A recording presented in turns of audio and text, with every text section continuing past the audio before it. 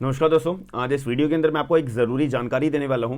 ज़्यादातर बेसिस पे जो हमारे लॉ स्टूडेंट्स होते हैं या लॉ ग्रेजुएट्स होते हैं, जो नए नए अभी फ्रेश लॉ ग्रेजुएट्स बने हैं, उनके दिमाग में ना बहुत ज़्यादा हमारे क्रिमिनल प्रोसीजर जो हमारे सब्जेक्ट्स हैं इनके रिगार्डिंग डाउट्स होते हैं। तो आज मैं आप लोगों के लिए 2 या 3 क्वेश्चंस डिस्कस करूंगा जो आपको एटलीस्ट इतने सीधे तौर पे पूरे YouTube में आपको कोई प्रोवाइड नहीं करा रहा होगा, और आप अपने कोई भी सीनियर एडवोकेट के साथ में एज इंटर्न के तौर पे आप काम कर रहे होंगे, वो भी आपको इतना सीधे तौर पे नहीं सिखाएंगे। तो मैं डेली बेसिस पे डेली वीडियो मैं प्रोवाइड कराया करूंगा आप लोगों के लिए। उसमें मैक्सिमम 2 या 3 क्वेश्चन मैं आपको डिस्कस करूंगा, जिससे आपके अपने प्रोफेशनल लाइफ के अंदर लीगल अपने लिटिगेशन के अंदर बहुत ज्यादा काम आएगी और बहुत ज्यादा डाउट्स आपके कुछ हद तक क्लियर हो पाएंगे। जैसे जैसे मैं क्वेश्चन प्रिपेयर करता रहूंगा, आप लोगों को मैं वीडियो प्रोवाइड करा के ये क्वेश्चंस का जवाब देता रहूंगा। तो सबसे पहला क्वेश्चन हमारे सामने आता है कि अगर कोई भी अपराध होता है तो उसका कोई लिमिटेशन पीरियड भी होता है। हमारे भारत के कानून के अंदर क्रिमिनल केस की मैं बात कर रहा हूं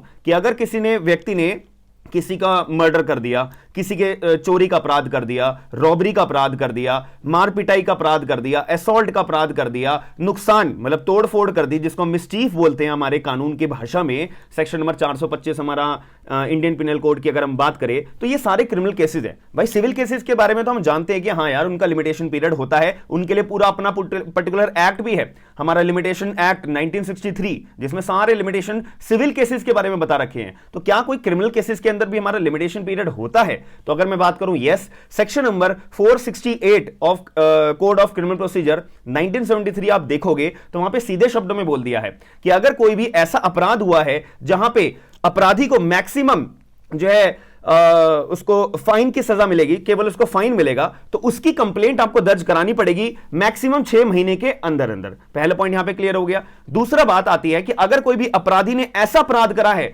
जहां पे उसको सजा मिल सकती है केवल और केवल 1 साल तक की, मतलब 1 साल से ज्यादा नहीं, 1 साल तक या 1 साल से कम, तो उसमें लिमिटेशन पीरियड हमारे 468 के अंदर बता रखा है कि आपको कंप्लेंट उसके खिलाफ दर्ज करानी पड़ेगी। एफआईआर तो नहीं, कंप्लेंट दर्ज करानी पड़ेगी आपको डायरेक्ट मैजिस्ट्रेट के पास में, क्योंकि ये नॉन कॉग्निजेबल ऑफेंस है। और आपको पता होगा नॉन कॉग्निजेबल ऑफेंस जो भी होते हैं as per section number 2L of CrPC के अंदर, वहां पे जो है एफआईआर दर्ज नहीं होती है, वहां पे एनसीआर नॉन कॉग्निजेबल रिपोर्ट दर्ज होती है, जिसको हम बोलते हैं पुलिस वाले अपनी जो है डेली डायरी के अंदर वो रिपोर्ट दर्ज कर देते हैं, फिर वो रेफर कर देते हैं कि भाई आप जाके मैजिस्ट्रेट साहब के पास अपनी कंप्लेंट दायर करो। फिर आप लोग जाते हो मैजिस्ट्रेट के पास में अपनी कंप्लेंट दायर करने के लिए। तो ये इसकी प्रक्रिया होती है। तो यहां पे हमारा लिमिटेशन पीरियड बता रखा है कि अगर अपराधी को 1 साल की सजा मिलेगी तो उसको लिमिटेशन पीरियड क्या है? 1 साल का। तो 1 साल के अंदर अंदर ऐसे अपराध के लिए आपको कंप्लेंट दर्ज करानी पड़ेगी, बात खत्म हो जाती है। तीसरा हमारा 468 ऑफ द सीआरपीसी के अंदर बता रखा है कि अगर अपराधी ने ऐसा अपराध करा है जिसमें उसको सजा मिल सकती है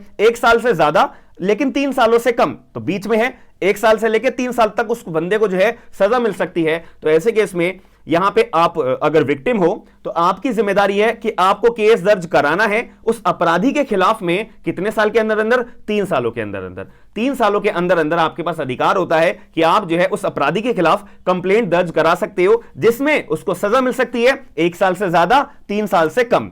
तो ऐसे केस में आ जाते हैं। अगर आप लोग सोते रह गए, आपने कंप्लेंट दर्ज नहीं कराई, तो आप बोलोगे कि भाई मेरा तो क्रिमिनल केस है, मैं तो कभी भी केस दर्ज करा सकता हूं। सॉरी, आपके पास ऐसा अधिकार नहीं होता है। ये क्लियर शब्दों में हमारे को कानून के अंदर बता रखा है।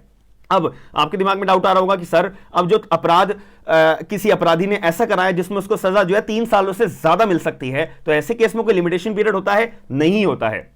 ऐसे केस में आपके पास कोई भी तरह का लिमिटेशन पीरियड नहीं होता है। आपका जब मन करे आप जब उसके खिलाफ एफआईआर करा सकते हो, जब उसके खिलाफ मैजिस्ट्रेट के पास जाके कंप्लेंट दर्ज करा सकते हो। तो याद रखिएगा, 468 में केवल फाइन का अपराध में, 1 साल से कम के अपराध में, 1 साल से ज्यादा, 3 साल से कम के अपराध में लिमिटेशन पीरियड बता रखा है। दूसरा क्वेश्चन मैं आपसे डिस्कस करूंगा। पहला तो बात आपके दिमाग में क्लियर हो गया होगा, बहुत सारे लोग इस बारे में बात जानते होंगे, लेकिन मेरा टारगेट यह है कि जो लोगों के पास ये इंफॉर्मेशन नहीं है ना, उन लोगों तक मैं ये इंफॉर्मेशन प्रोवाइड कराऊं।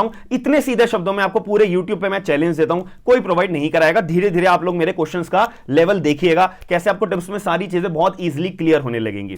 तो दूसरा क्वेश्चन हमारे यहां पे आता है राहगिरी। राहगिरी शब्द जो है वकील के अपने पर्टिकुलर कल्चर के अंदर एक यूज करा जाता है, हमारे लोकल लैंग्वेज के तौर पे यूज करा जाता है कि राहगिरी, यहां पे हम फाइल करने वाले हैं, हम जो है राहगिरी फाइल कर रहे हैं। तो इसका मतलब क्या होता है? तो इसका मतलब होता है ट्रांजिस्ट इन रिमांड।